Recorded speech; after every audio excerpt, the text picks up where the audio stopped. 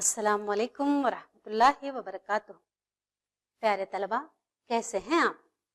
मैं उम्मीद करती हूँ कि अल्लाह ताला के फजल करम से आप तमाम खैरियत और आफियत के साथ होंगे। आज के संवेदा ए क्लास में मैं आप तमाम का इस्तकबाल करती हूँ।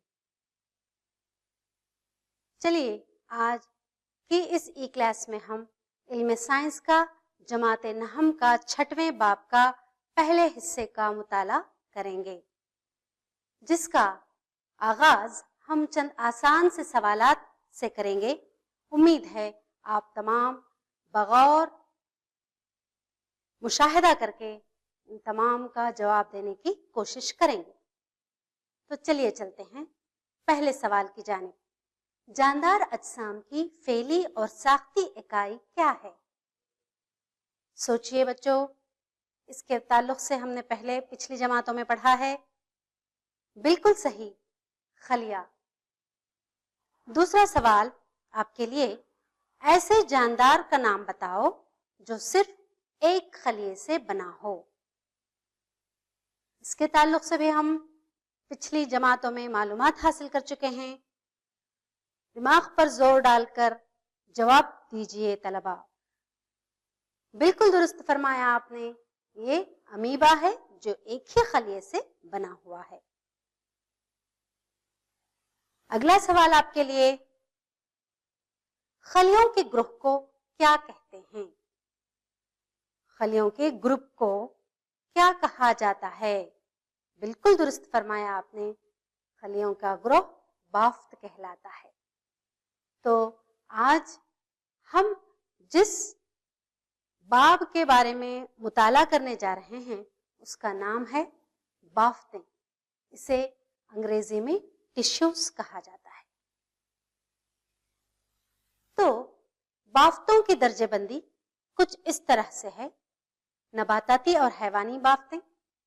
इसमें पहले हम मुताला करेंगे वाहिद खलवी जानदार का। नबाताती और हैवानी बाफ्तों को दो हिस्सों में तकसीम किया गया है, एक नबाताती बाफ्तें और दूसरा हैवानी बाफ्तें।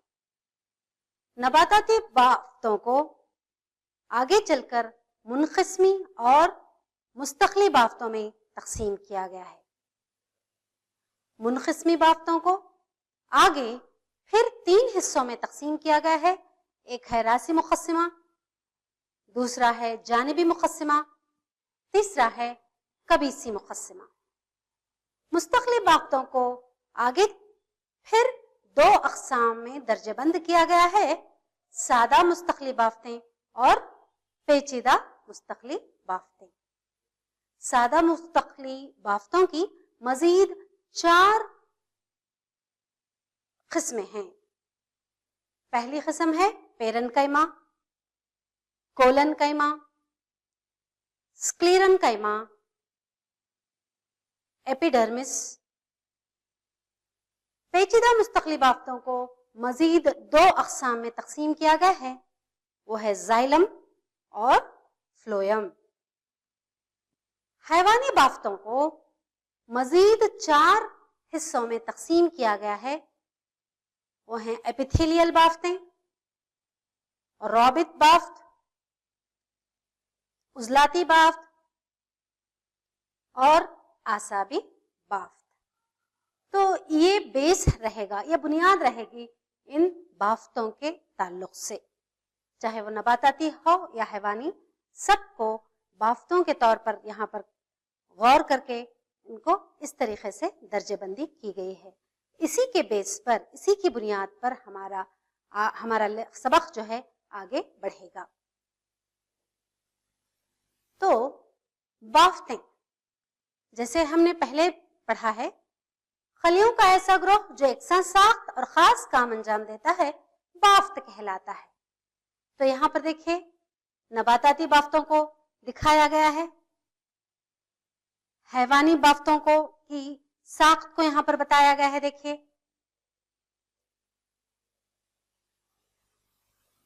जिंदगी का आगाज, तमाम जानदार अपनी जिंदगी का आगाज एक ही खलिए से करते हैं।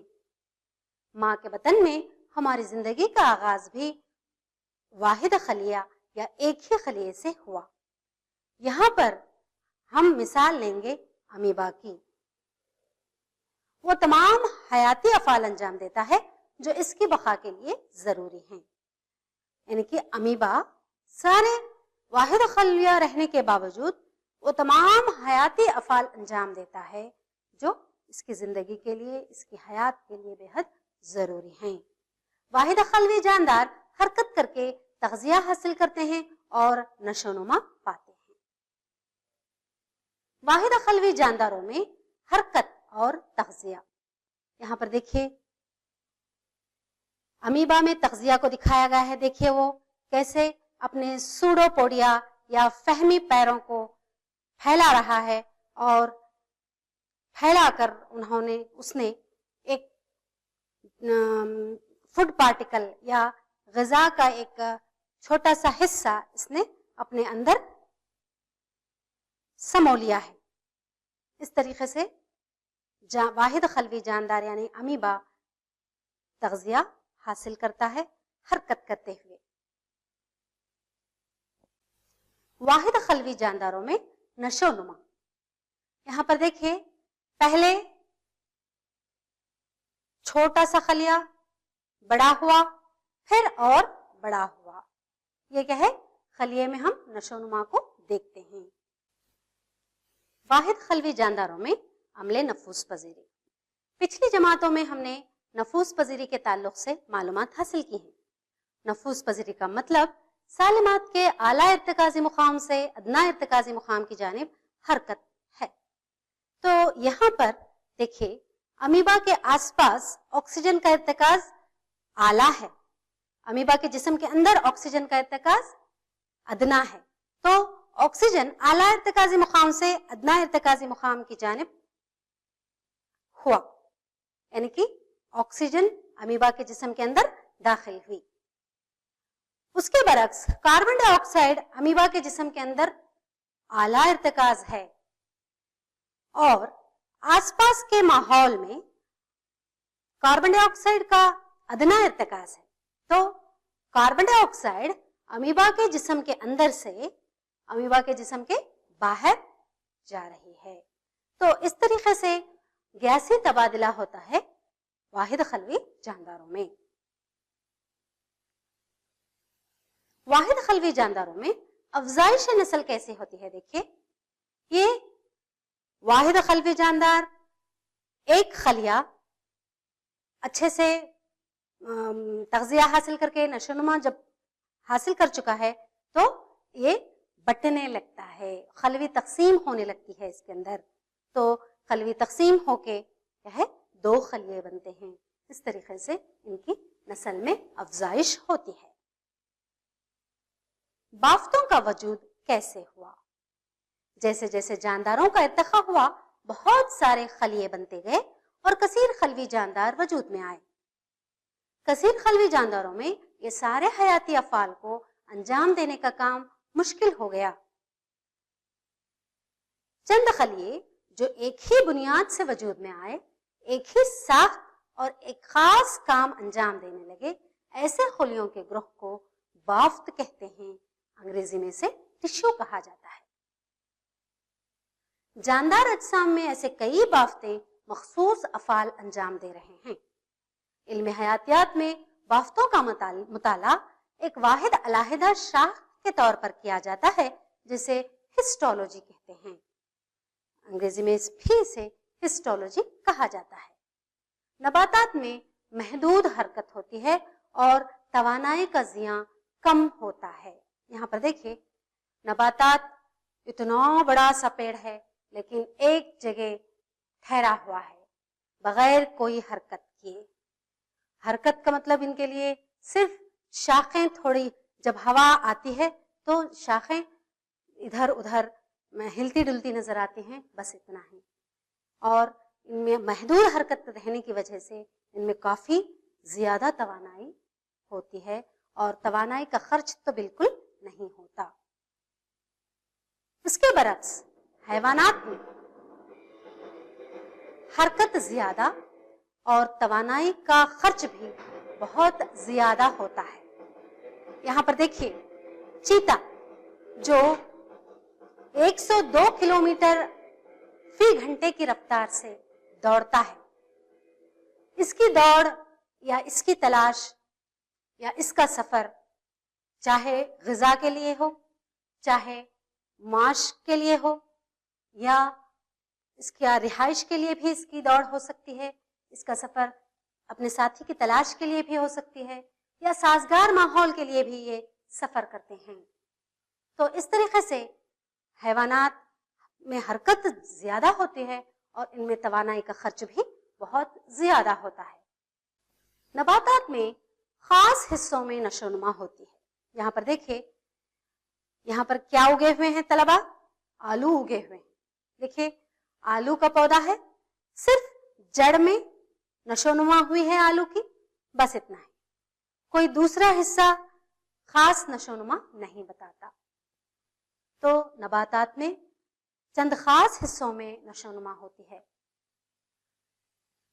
हैवानात में यकसां नशोनुमा होती है। यहाँ पर देखिए एक हाथी पूरा उसके ढील डोल के साथ बाकायदा उसकी नशोनुमा पूरी एकसानियत के तौर पर होनी चाहिए। कुछ भी कमी बेशी हुई या कोई एक हिस्से में नशोनुमा हुई, दूसरे हिस्से में नशोनुमा ना हुई, तो हाथी बिल्कुल बदसूरत दिखने लगेगा।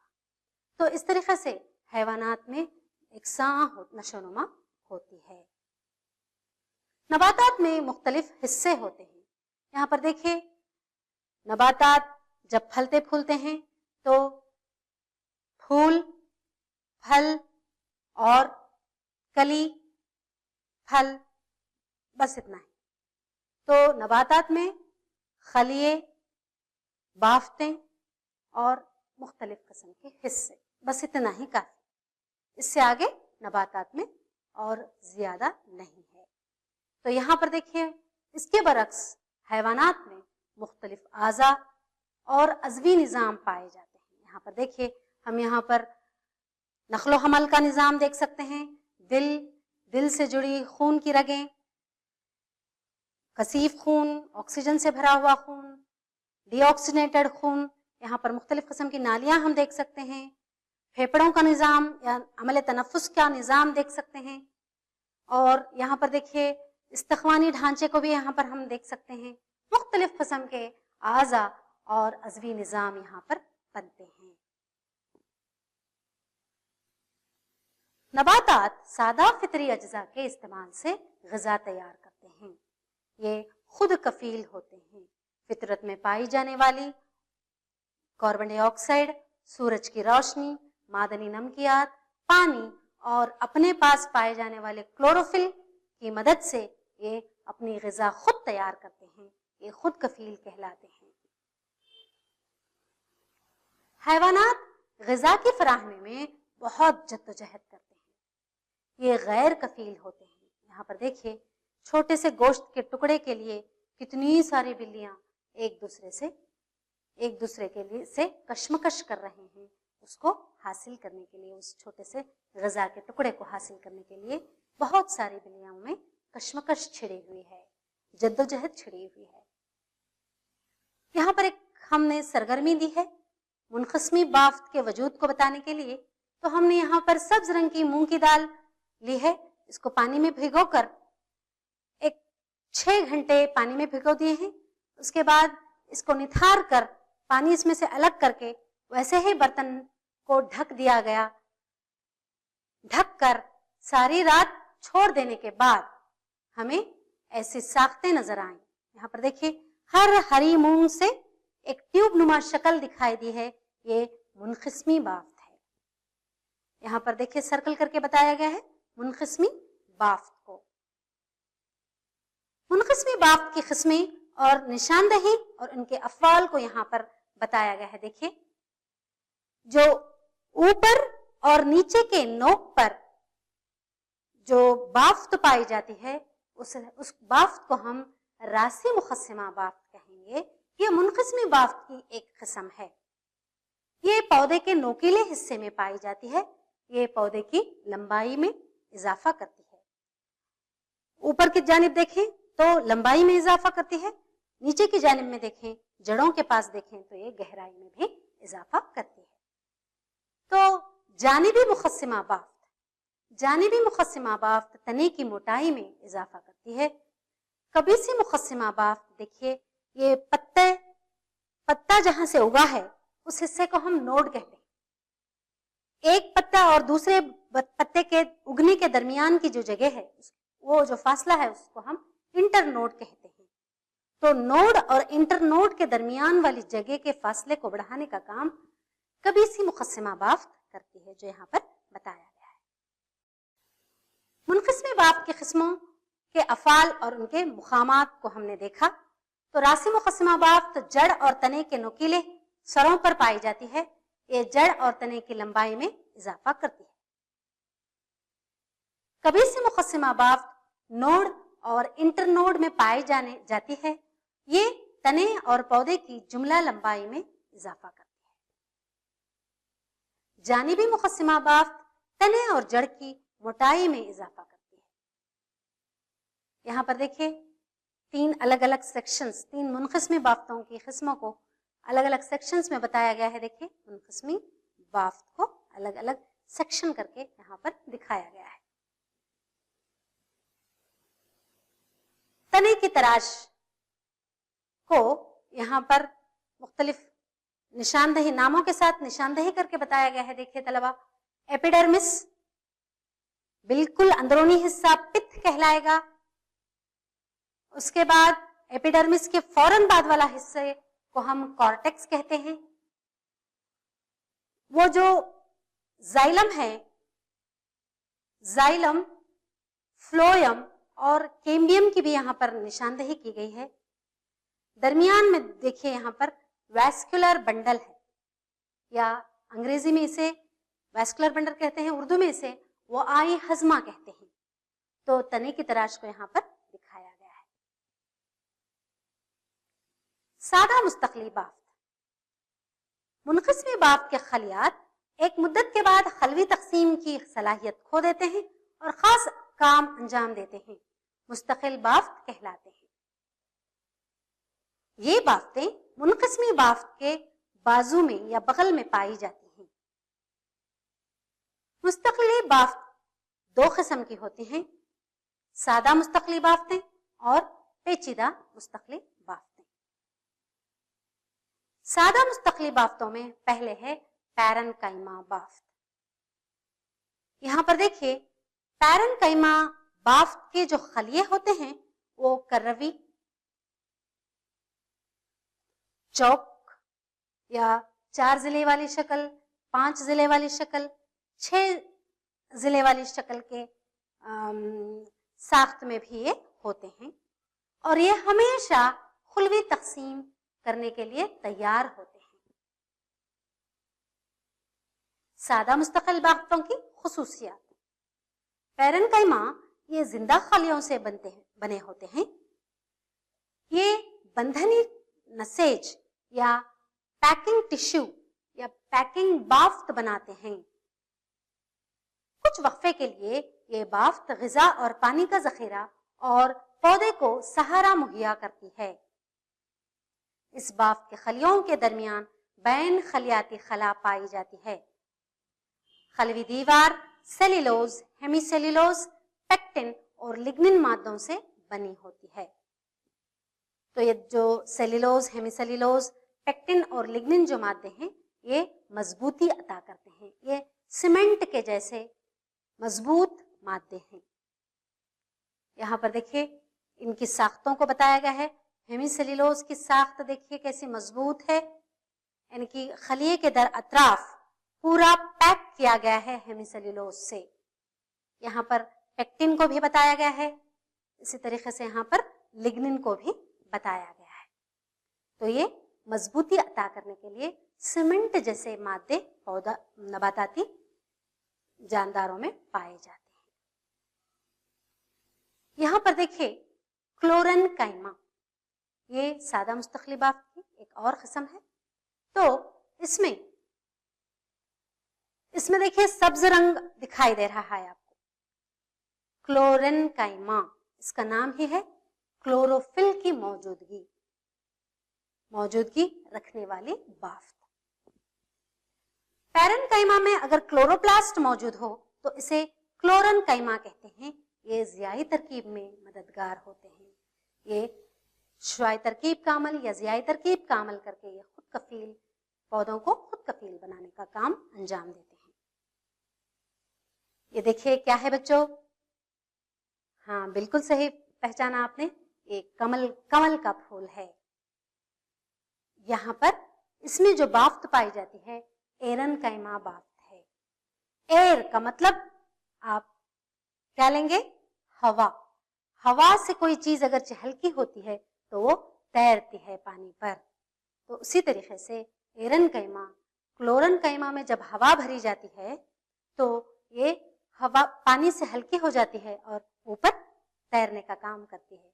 पैरन कैमा बाफ्त के खलियों में अगर हवा भरी हो तो ये एरन कैमा कहलाती है। एरन कैमा बाफ्त पौधे को पानी पर तैरने में मदद देती है। ये एक और आबी पौधा है, देखिए तलबा, इसका नाम पिस्टिया है। तो ये भी, इसमें भी एरन कैमा पाई जाती है जिसकी वजह से ये पानी पर तैरता है। कोलेन कैमा, यहां पर देखिए कोलेन कैमा बाफ्त को जूम करके बताया गया है। यहां पर देखिए मरकजा है, खलवी दीवार पाई जाती है। यहाँ पर इसके अंदर एक बड़ा सा वैक्यूल है और इसमें वॉल थिकनिंग है। वॉल थिकनिंग यानी कि इसमें कोई ना कोई सीमेंट जैसा मादा मौजूद है। तो ये कोलन कैमा बाफ्त है। कोलन कैमा बाफ्त के खुसूसियात और उसके अफ़ाल कुछ इस तरीके से हैं। ये बाफ्त पौधों में लचक पैदा करती है। ये पौधों के मुख्तलिफ हिस्सों को बगैर टूटे आसानी से मुड़ने में मदद करती है। कोलन कैमा बाफ्त पौधे को मैकेनिक की सहारा मुहैया करती है। अगर कोलन कैमा ना हो तो पत्ता जब टूट जाता है तो कोलन कैमा बाफ्त टूट गई तो पत्ता कैसे हिलने लगता है, उसमें पहले के जैसा स्टिफ वो पौधे से जुड़कर नहीं रहता, वो लटकने हिलने लगता है। तो ये इसकी वजह से है, कोलन कैमा बाफ्त के टूटने की वजह से। तो पत्ते में पाए जाने वाली बाफ्त है कोलन कैमा। इसको हम पत्ते के डंठल में एपिडर्मिस के नीचे देख सकते हैं। इस बाफ्त के खलिए जिंदा, लंबे और किनारों पर बेतरतीब मोटाई वाले होते हैं। बैनुल खलियाती खला बहुत कम पाई जाती है इसमें। स्क्लेरन कैमा बाफ्त, यहां पर देखिए स्क्लेरन कैमा बाफ्त को जूम करके खूबसूरती से बताया गया है। तो इस बाफ्त के खलियों के अतराफ आप देख सकते हैं लिग्निन, बहुत सारा लिग्निन क्या है पैवस्त कर दिया गया है, तो जिससे ये बहुत सख्त होता है। ये लिग्निन जमा होते होते आखिर वो स्क्लेराइड्स बनते हैं, ठोस शक्ल, बेलोज ठोस शक्ल। यहां पर देखिए स्क्लेराइड्स कहाँ पाए जाते हैं? नारियल के खौल में पाए जाते हैं। देखिए ये जो नारियल का खौल होता है, टफ होता है, इसको तुम जरब देने की कोशिश करो, जरब तुम्हें पड़ती है, वो उसका कुछ बिगड़ता नहीं। तो इसमें स्क्लेराइड्स पाए जाते हैं। स्क्लेरन कैमा बाफ्त इसमें होती है। और कहां कहां पर पाया जाता है ये स्क्लेराइड्स? आप देखिए अखरोट में, अखरोट के खौल में, बादाम के खौल में स्क्लेराइड्स पाए जाते हैं। ये स्क्लेरन कैमा बाफ्त से बनते हैं। स्क्लेरन कैमा बाफ्त के खुसूसियात और उनके अफाल। ये बाफ्त पौधे को सख्त और बेलोच बनाती है। इस बाफ्त के खलिए मुर्दा होते हैं। इनकी खलवी दीवारें मोटी और सख्त होती हैं क्योंकि इनमें लिग्निन नामी कीमियाई मुरक्कब पाया जाता है। इनमें बैन खलियाती खला नहीं पाई जाती। ये बाफ्त तनों में, पत्तियों की नसों में, बीज और गुठली की सख्त छाल में पाई जाती है। स्क्लेरन कैमा बाफ्त पौधे के हिस्सों को मजबूती मुहैया करती है।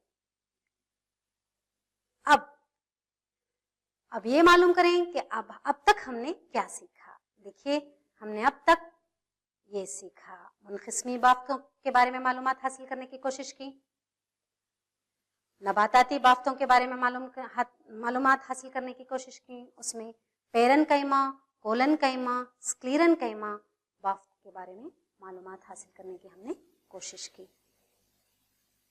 तो इतना सब मालूम करने के बाद हम अपने आप को थोड़ा चेक कर लें, हमें जो भी मालूमात हासिल हुई हैं उसको हमें याद है कि नहीं। चलिए देखें, मंदरजा झैल सवालात के 4 मुतबादिल जवाबात दिए गए हैं, इनमें से सही जवाब का इंतखाब करें। ऐसे वाहिद खलवी जानदार का नाम बताएं जो सारे हयाती अफ़आल अंजाम देता है।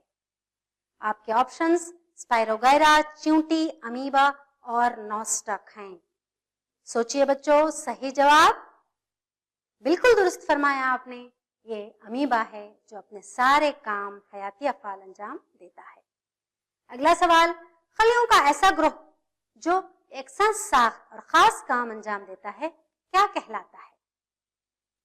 खलिया, बाफ्त, मरकजा या सेल? सोचिए बच्चों, बिल्कुल दुरुस्त कहा आपने, ये बाफ्त है। पत्तों में पाई जाने वाली बाफ्त का नाम बताइए। पेरेन्काइमा, स्क्लेरेन्काइमा, कोलेन्काइमा या क्लोरेन्काइमा? सोचिए तलबा, बिल्कुल सही फरमाया आपने, कोलेन्काइमा। कोलेन्काइमा पत्तों में पाई जाने वाली बाफ्त होती है। अगला सवाल आपके लिए, आबी पौधों को पानी पर तैरने में सहारा देने वाली बाफ्त ये है। एरेन्काइमा, स्क्लेरेन्काइमा, कोलेन्काइमा, क्लोरेन्काइमा? सोचिए तलबा, बिल्कुल सही, एरेन्काइमा। पौधे की जड़ें ग़िज़ा तैयार नहीं करती तो इसमें कौन सी बाफ्त नहीं होगी? पेरेन्काइमा, स्क्लेरेन्काइमा, कोलेन्काइमा या क्लोरेन्काइमा? तलबा दिमाग पर जोर डालकर सोचिए, बिल्कुल दुरुस्त फरमाया आपने, क्लोरेन्काइमा। तो चलिए अगले सवाल की जानिब चलते हैं।